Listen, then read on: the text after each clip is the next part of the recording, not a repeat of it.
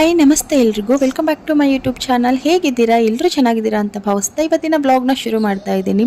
ಮೊನ್ನೆ ಹಬ್ಬಕ್ಕೆ ಅಂತ ಅಮ್ಮನ ಮನೆಗೆ ಹೋಗಿದ್ದೆ. ಆವಾಗ ಆರು ಬೇಬಿನ ಅಮ್ಮನ ಮನೆಯಲ್ಲೇ ಬಿಟ್ಟು ಬಂದಿದ್ದೆ. ಅಲ್ಲಿಂದ ಅಕ್ಕ ಅವಳನ್ನ ಕರ್ಕೊಂಡು ನಮ್ಮ ಅಜ್ಜಿ ಮನೆಯಲ್ಲಿ, ಅವಳಂತೂ ಸಮ್ಮರ್ ಹಾಲಿಡೇಸ್ನ ಫುಲ್ ಎಂಜಾಯ್ ಮಾಡ್ತಾ ಇದ್ದಾಳೆ. ಅಜ್ಜಿ ಮನೆ ಅಮ್ಮನ ಮನೆ ಅಂತ ಹೇಳಿ. ಆದರೆ ಇಲ್ಲಿ ಗುಂಡನ ಮಾತ್ರ ಒಬ್ಬನೇ ಆಗಿದ್ದಾನೆ. ಅವಳು ಹೋಗಿ ಹತ್ತತ್ರ 2 ವಾರನೇ ಆಗೋಯ್ತು. ಸೊ ಅವಳು ಹೋದಾಗಿಂದನೂ ಪಾಪ ಅವನು ಒಬ್ಬನೇ ಆಗಿದ್ದಾನೆ. ಅವನ ಜೊತೆ ಆಟ ಆಡೋಕ್ಕೆ, ಅವನ ಜೊತೆ ಜಗಳ ಆಡೋಕ್ಕೆ, ಅವನ ಜೊತೆ ಊಟ ಮಾಡೋಕ್ಕೆ, ಅವನಿಗೆ ಊಟ ಮಾಡ್ಸೋಕ್ಕೆ ಯಾರು ಇಲ್ಲಾಗಿದ್ದಾರೆ. ಸೊ ಹಂಗಾಗಿ ಅವ್ನು ಏನು ಮಾಡ್ತಾ ಇದ್ದಾನೆ ಅಂತಂದರೆ ಪದೇ ಪದೇ ನಮ್ಮ ಅಪ್ಪನ ಕಾಲ್ ಮಾಡೋದು, ನಮ್ಮ ತಮ್ಮನ ಕಾಲ್ ಮಾಡಿ ಅವರಿಗೆ ಅಮ್ಮನ ಕರ್ಕೊಂಡು ಬನ್ನಿ ಅಂತ ಅವನು ಮಾಡ್ತಾ ಇದ್ದಾನೆ. ನೋಡಿ ಹಂಗಾಗಿ ಇವತ್ತು ಬೇಜಾರಾಗ್ತಾ ಇತ್ತು. ಆಫೀಸ್ ರಜೆ ಇತ್ತು. ನಿನ್ನೆ ಸಾಯಂಕಾಲ ಬಂದು ಹೇಳಿದ್ರು ಅವರು, ಇಲ್ಲ ನಾಳೆ ಫ್ಯಾಕ್ಟ್ರಿ ರಜೆ ಇದೆ, ಅರುಣ ಕರ್ಕೊಂಡು ಬರೋಣ, ಗುಂಡನ ತುಂಬಾ ಮಿಸ್ ಮಾಡ್ಕೊತಾ ಇದ್ದಾನೆ ಅಂತ ಹೇಳಿದ್ರು. ಸೊ ಹಂಗಾಗಿ ಸಡನ್ ಆಗಿ ಪ್ಲ್ಯಾನ್ ಆಯಿತು. ನಾನು ಕೂಡ ನಮ್ಮ ಅಕ್ಕನಿಗೆ ಕಾಲ್ ಮಾಡಿ ಹೇಳಿಲ್ಲ, ಆರಿಗೂ ಕೂಡ ಗೊತ್ತಿಲ್ಲ, ಒಂದು ರೀತಿ ಸರ್ಪ್ರೈಸ್ ಆಗಿರಲಿ ಅಂತ ಹೇಳಿಬಿಟ್ಟು ಇವತ್ತು ನಾವು ಹೊರಡ್ತಾ ಇದ್ದೀವಿ. ಅದಕ್ಕೆ ಅಂತಲೇ ಇವತ್ತು ಸ್ವಲ್ಪ ಬೇಗನೆ ಎದ್ದಿದ್ದೀನಿ. ಗುಂಡನೂ ಕೂಡ ಪಾಪ ಬೇಗ ಎಬ್ಬರಿಸಿದೆ. ಇನ್ನು ಸ್ವಲ್ಪ ನಿದ್ದೆ ಮಂಪ್ರಲ್ಲಿದ್ದ, ಆದರೂ ಕೂಡ ಎಬ್ಬರಿಸಿ ಸ್ವಲ್ಪ ಸಮಾಧಾನ ಮಾಡಿ ಇವಾಗ ಅವ್ನು ಕುಡಿಯೋದಕ್ಕೆ ಹಾಲು ಕೊಟ್ಟಿದ್ದೀನಿ. ಹಾಲು ಕುಡ್ಕೊಂಡ ಹಾಗೆ ಅವಸರವಾಗಿಯೇ ಮನೆಯಲ್ಲಿ ಮಾಡೋ ಮಾರ್ನಿಂಗ್ ಕೆಲಸ ಎಲ್ಲ ಮುಗಿಸ್ಕೊಂಡೆ. ಹಾಗೆ ಮನೆಯಲ್ಲಿನೇ ಟಿಫನ್ ಕೂಡ ಮಾಡಿದ್ದೆ. ಟಿಫನ್ನು ಆಯಿತು, ಎಲ್ಲನೂ ಆಯಿತು. ಇವಾಗ ರೆಡಿ ಆಗಿದ್ವಿ.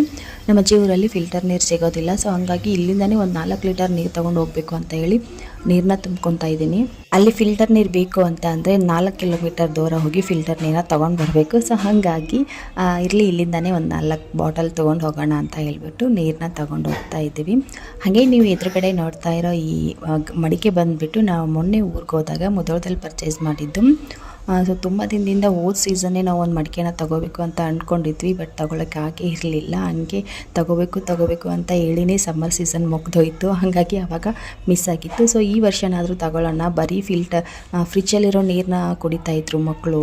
ಬಿಸಿಲಿನ ಸೆಕೆಗೆ ಅಂಡಿಯಲ್ಲಿರೋ ನೀರು ಕಾಯ್ತಾ ಇತ್ತು, ಬಿಸಿ ಆಗ್ತಾಯಿತ್ತು. ಸೊ ಹಂಗಾಗಿ ಬರೀ ಫ್ರಿಜ್ಜಲ್ಲಿರೋ ನೀರನ್ನ ಕುಡಿತಾಯಿದ್ರು. ಸೊ ಹಂಗಾಗಿ ಫ್ರಿಜ್ ನೀರು ಅಷ್ಟಾಗಿ ಒಳ್ಳೆಯದಲ್ಲ, ಒಂದು ಮಡಿಕೆನ ತೊಗೊಂಡು ಬಿಡೋಣ ಅಂತ ಹೇಳ್ಬಿಟ್ಟು ಮಾತಾಡ್ಕೊಂಡಿದ್ವಿ. ಅದೇ ರೀತಿ ಮೊನ್ನೆ ನಾವು ಊರಿಗೆ ಹೋದಾಗ ಮುಧೋಳದಲ್ಲಿ ಬೈ ಚಾನ್ಸ್ ಬೇರೆ ಕೆಲಸಕ್ಕಂತ ಹೋದಾಗ ಈ ಮಡಿಕೆ ನೋಡಿದಾಗ ನೆನಪಾಗಿದೆ. ಹಾಗೆ ಮಡಿಕೆನೂ ಕೂಡ ತುಂಬ ಚೆನ್ನಾಗಿದೆ ಅಂತ ಹೇಳಿ ತೊಗೊಂಡು ಬಂದಿದ್ದಾರೆ.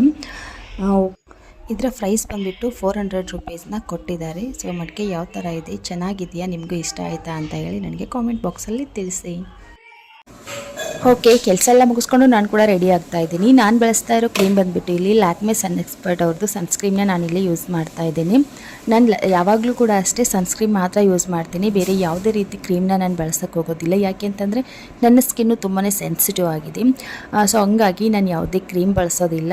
ಜಾಸ್ತಿ ಏನಾದರೂ ನಾನು ಬೇರೆ ಕ್ರೀಮ್ನ ಅಪ್ಲೈ ಮಾಡಿದ್ರೆ ನನಗೆ ಪಿಂಪಲ್ ತುಂಬಾ ಆಗುತ್ತೆ. ಸೊ ಹಂಗಾಗಿ ನಾನು ಜಾಸ್ತಿ ಮೇಕಪ್ ಎಲ್ಲ ಹಾಕೋಕ್ಕೆ ಹೋಗೋದಿಲ್ಲ, ಹೆವಿ ಮೇಕಪ್ ಎಲ್ಲ ಹಾಕಲ್ಲ ನಾನು.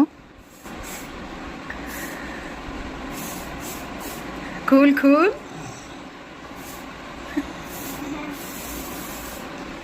ನಾನು ಎಲ್ಲಾದರೂ ಹೊರಗಡೆ ಹೋಗಬೇಕಾದ್ರೆ ಇಡೀ ಮನೆ ಕೆಲಸ ಎಲ್ಲನೂ ಮುಗಿಸ್ಕೊಂಡು ಆನ್ ಟೈಮ್ಗೆ ನಾನು ರೆಡಿ ಆಗ್ತೀನಿ. ಬಟ್ ಗುಂಡನ್ ನನಗೆ ಕಾಡಿಗೆ ಹಚ್ಚೋದಿದೆ ನೋಡಿ, ನನಗೆ ಅದು ದೊಡ್ಡ ಟಾಸ್ಕ್ ಆಗೋಗುತ್ತೆ. ಸರಿಯಾಗಿ ಕೂತ್ಕೊಂಡು ಕಾಡಿಗೆ ಹಚ್ಕೊಳ್ಳೋದೇ ಇಲ್ಲ, ನಾನು ಓಡಾಡಿಸ್ತಾನೆ.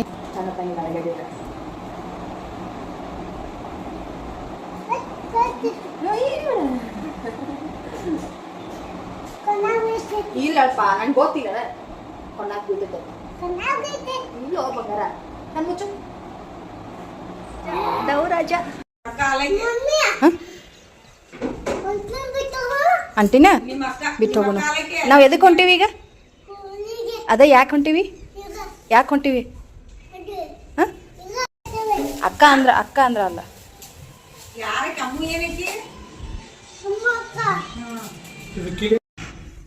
ಈ ಕಡೆ ನೋಡು. ಇನ್ನು ನಿಮಗೆ ಗೊತ್ತಲ್ವಾ, ಇವಾಗಂತೂ ಬಿಸಿಲಂತೂ ಸಿಕ್ಕಾಪಟ್ಟೆ ಐತೆ. 8 ಗಂಟೆ ಆಗಂಗಿಲ್ಲ, ಸೂರ್ಯ ಬಂದುಬಿಡ್ತಾನೆ, ನೆತ್ತಿ ಮೇಲೇ ಬಂದುಬಿಟ್ಟಿರ್ತಾನೆ. ಅಷ್ಟೊಂದು ಉರಿ ಬಿಸಿಲಿರುತ್ತೆ. ಸೊ ಹಂಗಾಗಿ ಬೇಗ ಹೋಗಿ ಮನೆಗೆ ರೀಚ್ ಆಗಬೇಕು ಅಂತ ಹೇಳಿ ಹೊರಡ್ತಾ ಇದ್ದೀವಿ. ಹಾಗೆ ಹೋಗ್ತಾ ದಾರಿನಲ್ಲಿ ದೇವ್ರ ಮನೆಯಲ್ಲಿರೋ ಕಸನ ತೆಗೆದು ಹೊಳೆಗೆ ಹಾಕಿ ಹೊರಡಬೇಕು ಅಂತ ಹೇಳಿ ತೊಗೊಂಡು ಬಂದಿದ್ದೆ. ಅದನ್ನು ಎಸೆದ್ವಿ. ಸೊ ಅಲ್ಲಿಂದ ಬೇಗನೆ ಬಂದು ಊರು ತಲುಪಿದ್ವಿ. ಇದೇ ನೋಡಿ ನಮ್ಮ ಅಜ್ಜಿ ಊರು. ಸೊ ಇಲ್ಲಿ ಬರ್ತಾ ಇದ್ರೇ ಏನೋ ಒಂದು ರೀತಿ ಖುಷಿ ಫೀಲ್ ಆಗುತ್ತೆ. ನನ್ನ ಹಳೆ ಫ್ರೆಂಡ್ಸು, ನಾನು ಇಲ್ಲಿ ಆಟ ಆಡಿರೋ ಅಂಥ ಬಾಲ್ಯದ ನೆನಪುಗಳು, ನಮ್ಮ ಅಜ್ಜಿ ಹಳೆ ಮನೆ, ಇದೆಲ್ಲನೂ ನೆನಪಾಗ್ತಾ ಇರುತ್ತೆ. ಸೊ ಇದೊಂದು ಮೆಮೊರಿ ಎಲ್ಲರ ಲೈಫಲ್ಲಿ ಇದ್ದೇ ಇರುತ್ತೆ ಅಂತ ನಾನು ಅಂದ್ಕೊಂಡಿದ್ದೀನಿ. ಯಾರ ಲೈಫಲ್ಲಿ ಈ ಥರ ಅಜ್ಜಿ ಮನೆ, ಅಜ್ಜಿ ಊರು ಅನ್ನೋ ಒಂದು ಎಮೋಷ್ನಲ್ಲು, ಈ ಥರ ಮೆಮೊರಿ ಇಲ್ಲದೆ ಇರೋರು ತುಂಬಾ ದುರಾದೃಷ್ಟವಂತರು ಅಂತಲೇ ಅಂದ್ಕೊತೀನಿ. ಸೊ ಸರ್ಪ್ರೈಸ್ ಆಗಿ ಬಂದ್ವಿ. ಇವಾಗ ನಾವು ಮನೆ ಹತ್ರ ಹೋಗ್ತಾ ಇದ್ದಾಗೇನೆ ಆರು ಬೇಬಿ ನಮ್ಮನ್ನು ನೋಡಿ ಫುಲ್ ಖುಷಿಯಿಂದ ಓಡ್ಕೊಂಡು ಬಂದ್ಲು. ಬರ್ತಿದ್ದಾಗೇನೆ ಅವ್ರ ತಮ್ಮನ್ನ ಎತ್ಕೊಂಡು ಮುದ್ದಾಡಕ್ಕೆ ಶುರು ಮಾಡಿದ್ಲು.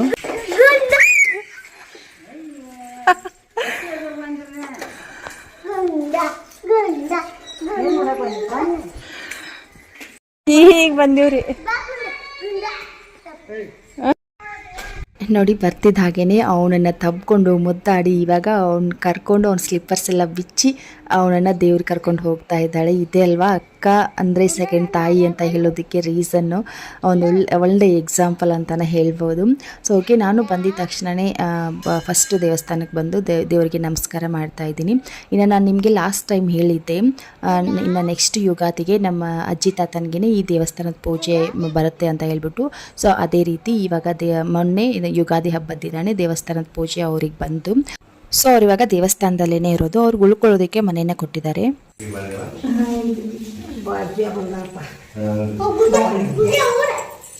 ಸೊ ಇಲ್ಲಿ ಎದುರುಗಡೆ ಗದ್ದಿಗೆ ಮೇಲೆ ಕೂತಿದ್ದಾರೆ ನೋಡಿ. ಸೊ ಅವರೇ ನಮ್ಮ ಮಾವ, ನಮ್ಮ ತಾಯಿಯ ತಮ್ಮ, ದೊಡ್ಡ ಮಾವ. ಅವರು ದೊಡ್ಡವರು, ಚಿಕ್ಕವರಿದ್ರು. ಸೊ ಅವರಿಗೆ ನಮ್ಮ ಅಕ್ಕನ ಮದುವೆ ಮಾಡಿಕೊಟ್ಟಿದ್ವಿ, ಬಟ್ ಅವರು ತೀರ್ಕೊಂಡಿದ್ದಾರೆ. ಅದ್ರ ಬಗ್ಗೆ ನಿಮಗೆ ಯಾವಾಗಲಾದರೂ ಒಂದ್ಸಾರಿ ಹೇಳ್ತೀನಿ. ಇದೊಂದು ಇಲ್ಲೇ ಇತ್ತ.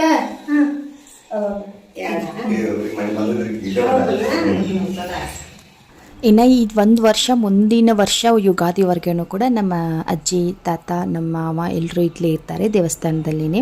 ಅವ್ರಿಗೆ ಮನೆ ಕೊಟ್ಟಿದ್ದಾರೆ. ಸೊ ಮನೆಯೂ ಕೂಡ ತೋರಿಸ್ತೀನಿ ನಿಮಗೆ.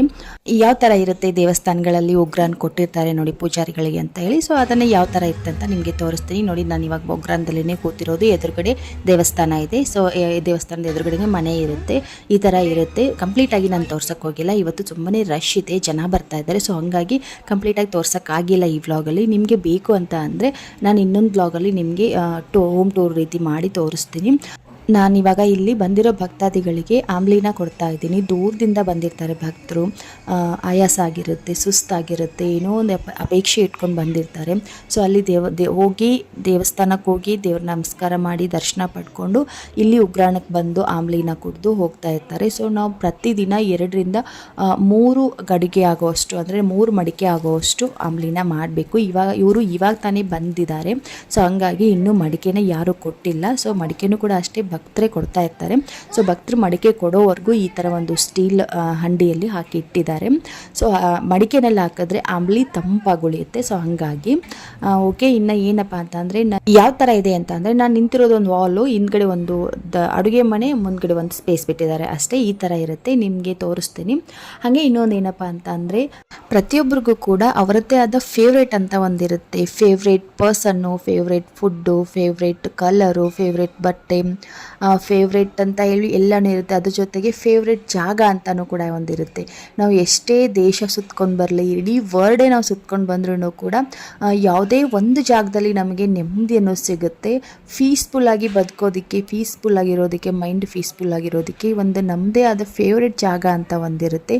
ನನ್ನನ್ನು ಕೇಳೋದಾದರೆ, ನಿನ್ನ ಫೇವ್ರೇಟ್ ಜಾಗ ಯಾವುದು ಅಂತ ಕೇಳೋದಾದರೆ, ಫಸ್ಟ್ ಬಂದುಬಿಟ್ಟು ನನಗೆ ನನ್ನ ಮನೆಯೇ ನನ್ನ ಫೇವ್ರೇಟ್ ಜಾಗ.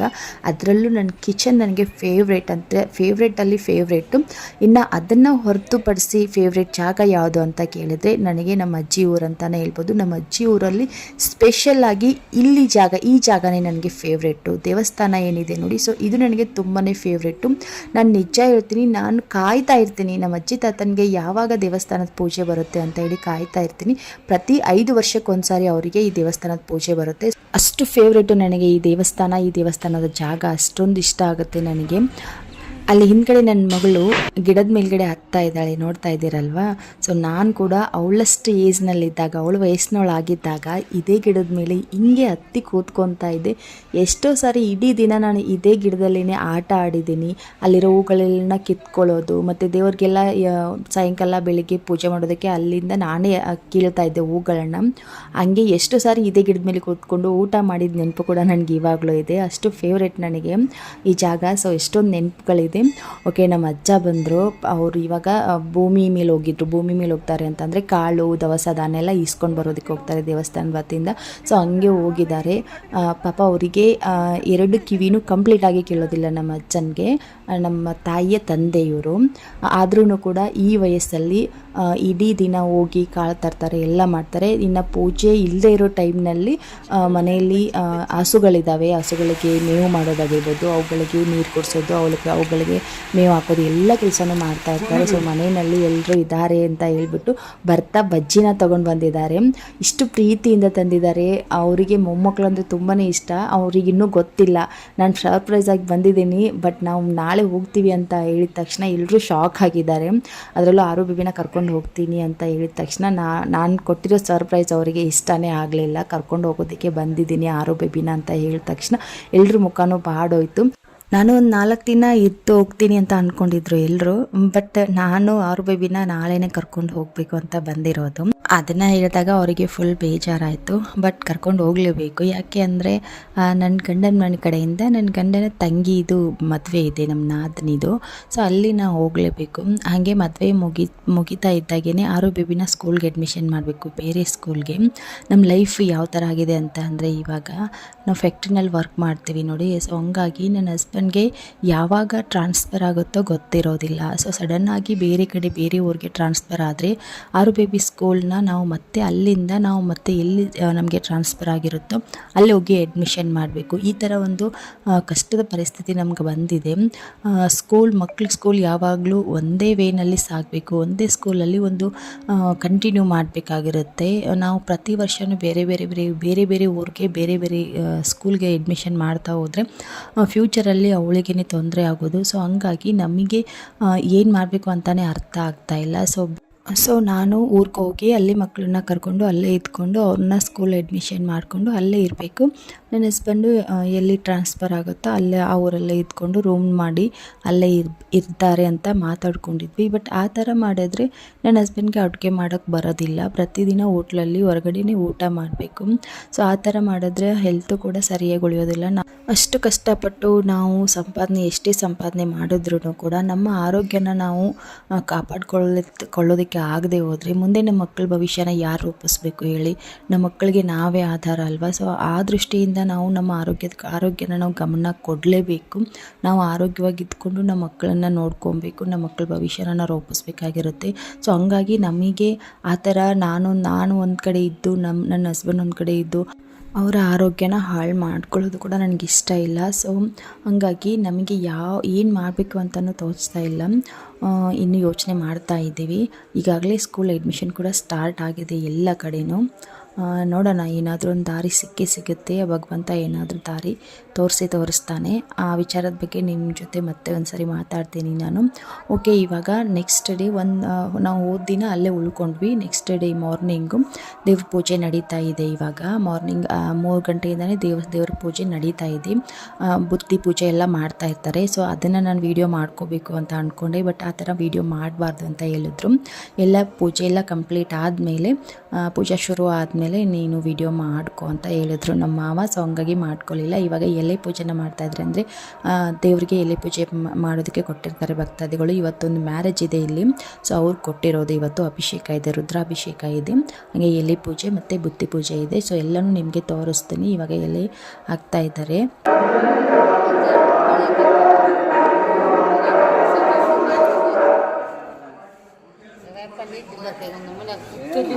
ಸೌಂಡಿಗೆ ನಿದ್ದಿನ ಆಗಂಗಿಲ್ಲ.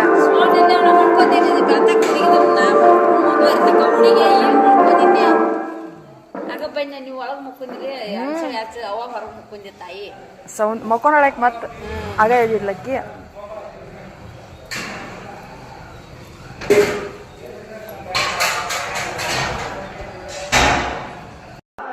ಓಕೆ, ಒಳಗಡೆ ರುದ್ರಾಭಿಷೇಕ ನಡೀತಾ ಇದೆ ದೇವರಿಗೆ.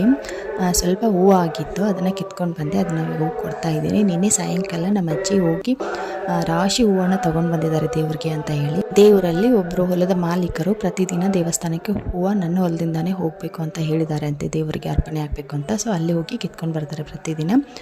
ಓಕೆ ನೋಡಿ, ಬುತ್ತಿ ಪೂಜೆ ಮಾಡೋದಕ್ಕೆ ಅನ್ನ ರೆಡಿಯಾಗಿದೆ, ಮೊಸರು ಎಲ್ಲನೂ ರೆಡಿಯಾಗಿದೆ. ಇನ್ನು ಅದ್ರ ಜೊತೆಗೆ ಎಲ್ಲನೂ ಮಿಕ್ಸ್ ಮಾಡಿ ದೇವರಿಗೆ ಬುತ್ತಿ ಪೂಜೆ ಮಾಡ್ತಾರೆ. ನಾನು ಅದನ್ನು ತೋರಿಸೋ ಆಗಿಲ್ಲ, ಸೊ ಹಾಗಾಗಿ ಸ್ವಲ್ಪನೇ ಒಂಚೂರು ವಿಡಿಯೋ ಕ್ಯಾಪ್ಚರ್ ಮಾಡಿದ್ದೀನಿ. ಇನ್ನೇನು ಸ್ವಲ್ಪ ಹೊತ್ತಲ್ಲೇ ಪೂಜೆ ಶುರು ಆಗುತ್ತೆ, ನೋಡ್ಕೊಂಡು ಬನ್ನಿ ನೀವು.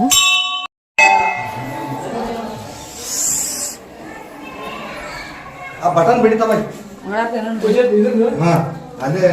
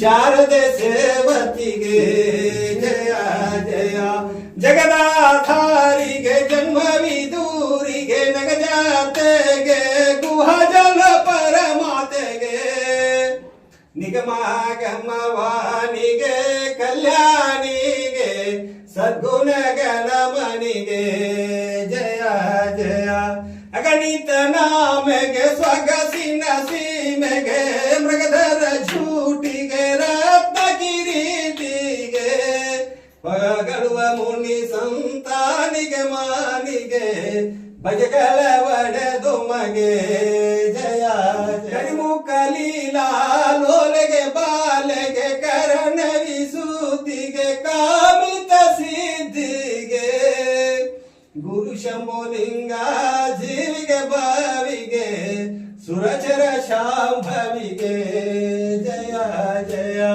ಸುರನುತ ಚರಣಗೆ ಸರಸಾಭರಣಿಗೆ ವರಗುಣ ವಿತರಗೆ ವಿತರಲ ಸುಕರಿಗೆ ನಿರುಪಮ ಚರಿತಗೆ ನಿಜ ಸುಖ ಭರಿತಗೆ ಪರತುರ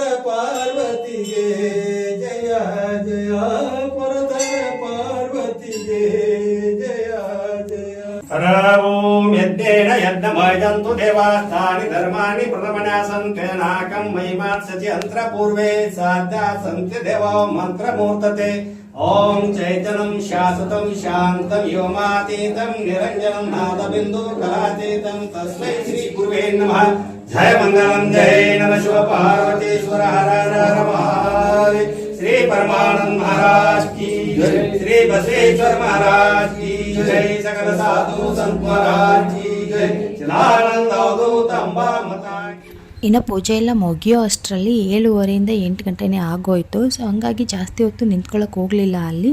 ಅದೇ ಬೇಗ ದರ್ಶನ ಮುಗಿಸ್ಕೊಂಡು ಮನೇಲಿ ಹೇಳಿ ಹೊರಟ್ವಿ ನಾವು. ಯಾಕೆ ಅಂದರೆ ನನ್ನ ಹಸ್ಬೆಂಡು ಮತ್ತೆ ತಿರ್ಗಾ ಇವತ್ತು ಫ್ಯಾಕ್ಟ್ರಿಗೆ ಹೋಗಬೇಕು, ಹಂಗಾಗಿ ಬೇಗ ಹೊರಟ್ವಿ. ಹಾಗೆ ಬರ್ತಾ ದಾರಿನಲ್ಲಿ ಬಾಳೆಹಣ್ಣಿತ್ತು, ಸೊ ಬೇಕು ಮನೆಗೆ ಅಂತ ಹೇಳಿ ಬಾಳೆಹಣ್ಣನ್ನು ತಗೊಂಡ್ವಿ.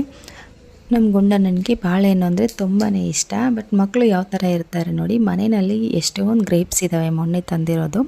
ಇವಾಗ ಬಾಳೆಹಣ್ಣು ಬೇಡವಂತೆ, ಗ್ರೇಪ್ಸ್ ತೊಗೋಬೇಕಂತೆ. ಮನೇಲಿ ಸಾಕಷ್ಟಿದೆ ಮಗನೇ, ಬೇಡ ಬಾ ಅಂತ ಅಂದರೆ ಅಳ್ತಾ ಕೂತವನೇ. ದಾರಿ ಮಲ್ಲಿ ರೋಡ್ ಪಕ್ಕದಲ್ಲೇ ಇರೋದು ಹಣ್ಣಿನ ಅಂಗಡಿ. ಸೊ ಅಲ್ಲಿ ಅಳ್ತಾ ಕೂತವನೇ, ಕಾಲಲ್ಲಿರೋ ಸ್ಲಿಪ್ಪರ್ಸು ಎಲ್ಲನೂ ತೆಗೆದೋಗದ ಅಳ್ತಾ ಇದ್ದಾನೆ. ಸೊ ಹಂಗೆ ಅಳಿಸ್ಕೊಂಡೇ ಮನೆಗೆ ಕರ್ಕೊಂಡು ಬಂದ್ವಿ.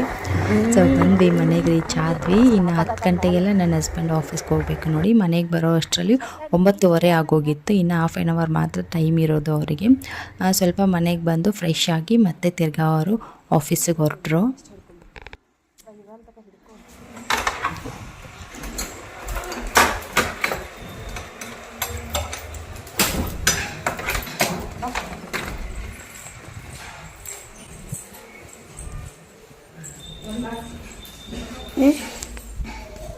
ಇನ್ನು ನನ್ನ ಹಸ್ಬೆಂಡ್ ಬಂದು ಫ್ರೆಶ್ ಆಗಿ ಸ್ವಲ್ಪ ಟೀ ಕೇಳಿದ್ರು, ಅವರಿಗೆ ಟೀ ಮಾಡಿಕೊಟ್ಟೆ. ಅವರು ಟೀ ಕುಡ್ಕೊಂಡು ತಿರ್ಗಾ ಮತ್ತೆ ಫ್ಯಾಕ್ಟ್ರಿಗೆ ಹೋದರು. ನಾನು ತಂದಿರೋ ಬನಾನಾ ಎಲ್ಲನೂ ನೀಟಾಗಿ ಇಡ್ತಾ ಇದ್ದೀನಿ.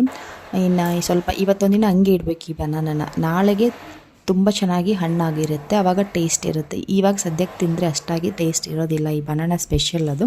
1-2 ದಿನ ಬಿಟ್ಕೊಂಡು ತಿಂದ್ರೇ ಚೆನ್ನಾಗಿ ಹಣ್ಣಾಗುತ್ತೆ, ಟೇಸ್ಟ್ ಕೂಡ ಚೆನ್ನಾಗಿರುತ್ತೆ. ಓಕೆ, ಇದೆಲ್ಲ ತೆಗೆದು ಇಟ್ಟು ಇನ್ನೇನು ಫ್ರೆಶ್ ಆಗಬೇಕು ಅನ್ನೋ ಅಷ್ಟರಲ್ಲಿ ನಾನು ಮೊನ್ನೆ 1-2 ಐಟಮ್ನ ಆರ್ಡರ್ ಮಾಡಿದ್ದೆ ಮೀಶೋದಲ್ಲಿ. ಸೊ ಅದು ಇವತ್ತು ಡೆಲಿವರಿ ಆಗಿತ್ತು, ಅದನ್ನು ಇವಾಗ ಓಪನ್ ಮಾಡ್ತಾ ಇದ್ದೀನಿ. ಈ ಪುಟಾಣಿ ಬಾಕ್ಸಲ್ಲಿ ಇರೋದು ಬಂದುಬಿಟ್ಟು ನನ್ನ ಮಗಳಿಗೆ ಅಂತ ಹೇಳಿ ಇಯರಿಂಗ್ನ ನಾನು ಆರ್ಡರ್ ಮಾಡಿದ್ದೆ. ಸೊ ಅದು ಬಂದಿತ್ತು, ಯಾವ ಥರ ಇದೆ ಅಂತ ಚೆಕ್ ಮಾಡೋಣ.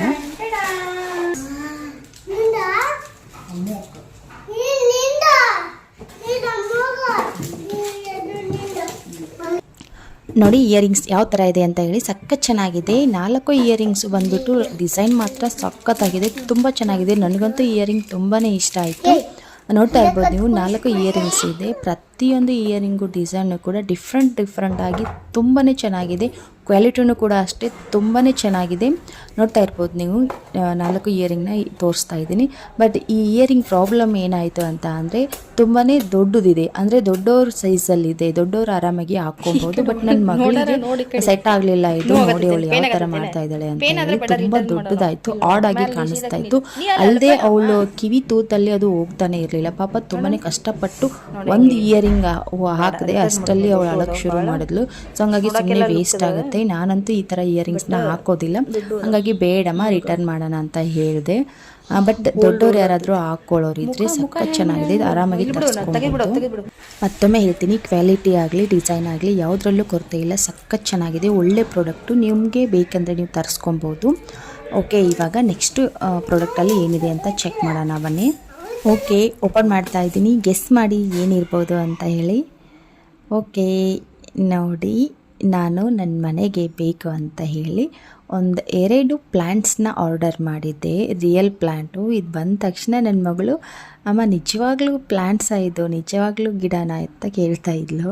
ನಮ್ಮ ಮನೆಯಲ್ಲಿ ಇರೋವಂಥ ಎಲ್ಲ ಪ್ಲ್ಯಾಂಟ್ಸು ಬಂದುಬಿಟ್ಟು, ಪ್ಲ್ಯಾಂಟ್ಸ್ ಆಗಿರ್ಬೋದು, ನಾನು ಕಿಚನಲ್ಲಿ ಡೆಕೋರೇಷನ್ ಮಾಡಿರೋ ಮನಿ ಪ್ಲ್ಯಾಂಟ್ ಬಳ್ಳಿ ಏನಿದೆ ಅದು ಕೂಡ ಆರ್ಟಿಫಿಷಿಯಲ್ಲೇ. ಸೊ ಹಾಗಾಗಿ ಅವಳಿಗೆ ಡೌಟು, ಇದು ಆರ್ಟಿಫಿಷಿಯಲ್ಲ ಅಥವಾ ನಿಜವಾಗ್ಲೂ ಪ್ಲ್ಯಾಂಟ್ಸಾ ಅಂತ ಹೇಳಿ. ಹಾಗಾಗಿ ಇದು ನಿಜವಾಗ್ಲೂ ಪ್ಲ್ಯಾಂಟ್ಸಮ್ಮ ಅಂತ ಕೇಳ್ತಾ ಇದ್ಲು. ಹೌದಮ್ಮ, ನಿಜವಾಗ್ಲೂ ತರಿಸಿದ್ದೀನಿ, ಇದು ಒಂದು 3 ನೋಡೋಣ ಬೆಳೆಯುತ್ತಾ ಇಲ್ವಾ ಅಂತ ಹೇಳಿ ತರಿಸಿದ್ದೀನಿ. ಸೊ ಇದಕ್ಕೆ ಎಲ್ಲ ನೀರೆಲ್ಲ ಹಾಕ್ಬೇಕಮ್ಮ ಅಂತ ಅವಳಿಗೆ ಹೇಳ್ತಾ ಇದ್ದೆ. ಹಾಗೆ ಇದು ಪ್ಲ್ಯಾಂಟ್ಸ್ ಬಂದುಬಿಟ್ಟು ತುಂಬ ಚೆನ್ನಾಗಿ ಪ್ಯಾಕ್ ಮಾಡಿ ಕೊಟ್ಟಿದ್ದಾರೆ. ನನಗಂತೂ ಈ ಪ್ಯಾಕ್ ಮಾಡಿರೋದು ತುಂಬಾ ಇಷ್ಟ ಆಯಿತು. ನಾನು ಅಂದ್ಕೊಂಡಿದ್ದೆ ಬಹುಶಃ ಇಲ್ಲಿಗೆ ಬರೋ ಅಷ್ಟರಲ್ಲಿ ಒಂದು ಸ್ವಲ್ಪ ಒಣಗೋಗಿರುತ್ತೆ ಪ್ಲ್ಯಾಂಟ್ಸ್ ಅಂತ ಅಂದ್ಕೊಂಡಿದ್ದೆ. ನಿಜ ಹೇಳ್ತೀನಿ, ಎಷ್ಟು ಫ್ರೆಶ್ ಆಗಿತ್ತು. 3 ಪ್ಲ್ಯಾಂಟ್ಸು ತುಂಬಾ ಫ್ರೆಶ್ ಆಗಿತ್ತು. ಮನಿ ಪ್ಲ್ಯಾಂಟು ಮತ್ತು ಈ ವಾಸ್ತು ಪ್ಲ್ಯಾಂಟ್ ಏನಿದೆ ಅವು ಎರಡಕ್ಕೂ ಕೂಡ ಮಣ್ಣನ್ನು ಹಾಕಿದ್ರು. ಮಣ್ಣು ಹಾಕಿ ಅದಕ್ಕೆ ನೀರು ಹಾಕಿ ಚೆನ್ನಾಗಿ ಮೇಲ್ಗಡೆ ಸ್ವಲ್ಪ ಟಿಕ್ಸೋ ಎಲ್ಲ ಸುತ್ತಬಿಟ್ಟು ನೀಟಾಗಿ ಎಲ್ಲೂ ಕೂಡ ಸ್ಪ್ರೆಡ್ ಆಗದೆ ಇರೋ ರೀತಿ ನೀಟಾಗಿ ಪ್ಯಾಕ್ ಮಾಡಿದ್ರು. ಇನ್ನು ಬಂಬು ಪ್ಲ್ಯಾಂಟ್ ಬಂದ್ಬಿಟ್ಟು ಅದಕ್ಕೆ ಒಂದು ಸ್ವಲ್ಪ ಜೆಲ್ಲಿರ್ ಥರ ಇರುತ್ತೆ ನೋಡಿ, ಅದಕ್ಕೆ ಏನೆಂದು ಹೇಳ್ತಾರೋ ನಮ್ಗೆ ಗೊತ್ತಿಲ್ಲ. ಸೊ ಆ ಥರ ಹಾಕಿಕೊಟ್ಟಿದ್ರು. ನೀರು ಅಬ್ಸರ್ವೇಷನಲ್ಲಿ ಇರಲಿ ಅಂತ ಹೇಳ್ಬಿಟ್ಟು, ನೀರು ಹಿಂಗಿದೆ ಇರಲಿ, ಸ್ವಲ್ಪ ತೇವಾಂಶ ಹಂಗೆ ಇರಲಿ ಅಂತ ಹೇಳಿ ಅದನ್ನು ಹಾಕಿ ಚೆನ್ನಾಗಿ ನೀಟಾಗಿ ಪ್ಯಾಕ್ ಮಾಡಿ ಕೊಟ್ಟಿದ್ರು. ನನಗಂತೂ ತುಂಬಾ ಸಖತ್ತಾಗಿ ಇಷ್ಟ ಆಯಿತು ಇದು.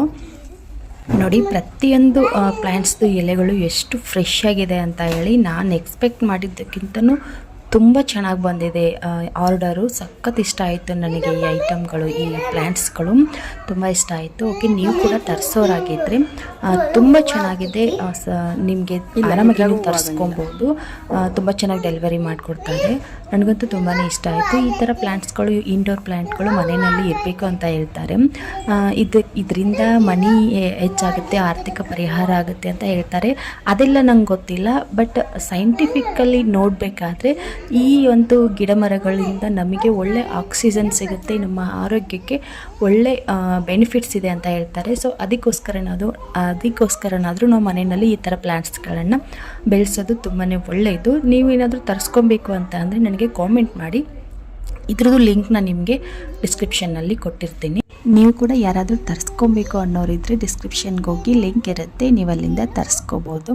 ಓಕೆ, ಇವತ್ತಿನ ವ್ಲಾಗ್ನ ಇಲ್ಲಿಗೆ ಏನು ಮಾಡ್ತಾ ಇದ್ದೀನಿ. ಹೋಪ್ ನಿಮಗೆ ಈ ವ್ಲಾಗ್ ಇಷ್ಟ ಆಗಿರುತ್ತೆ ಅಂತ ಅಂದ್ಕೊತೀನಿ. ಇಷ್ಟ ಆದರೆ ಪ್ಲೀಸ್ ವಿಡಿಯೋ ಒಂದು ಲೈಕ್ನ ಕೊಟ್ಟು ನಿಮ್ಮ ಅನಿಸಿಕೆನ ನನಗೆ ಕಾಮೆಂಟ್ ಬಾಕ್ಸಲ್ಲಿ ತಿಳಿಸಿ. ಮತ್ತೆ ಸಿಗ್ತೀನಿ ನೆಕ್ಸ್ಟ್ ವ್ಲಾಗಲ್ಲಿ. ಬಾಯ್, ಟೇಕ್ ಕೇರ್. ಅಂದ್ರೆ ಹೇಳಕ್ಕೆ ಬರೋದಿಲ್ಲ.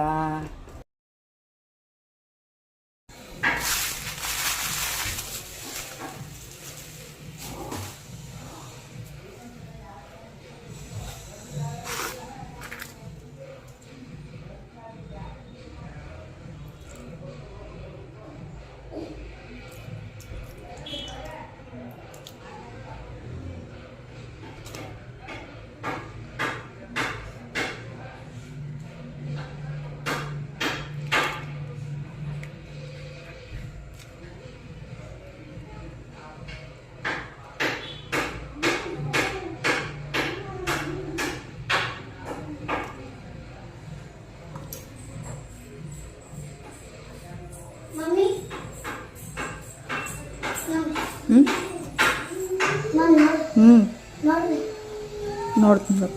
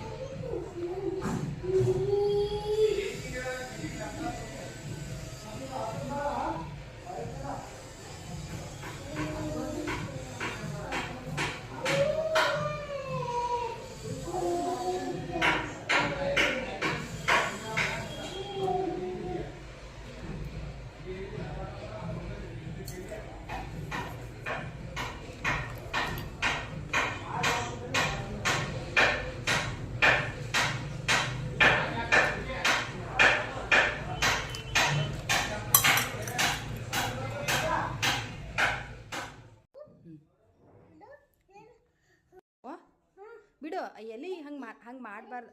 ಪಾಪ ನೋಕೈತಿಲ್ಲ ಅದಕ್ಕೆ ಹಾಕೋದು. ನಿಮ್ಮಮ್ಮ ತಿಂತಿಲ್ಲ?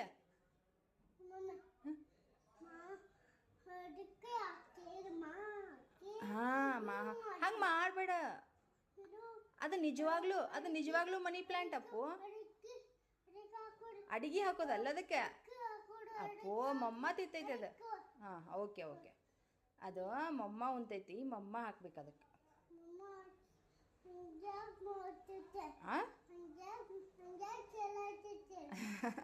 ಮಮ್ಮ ಹಾಕಿ ಮತ್ತೆ ಅದಕ್ಕೆ ಹಾಕಬೇಕು.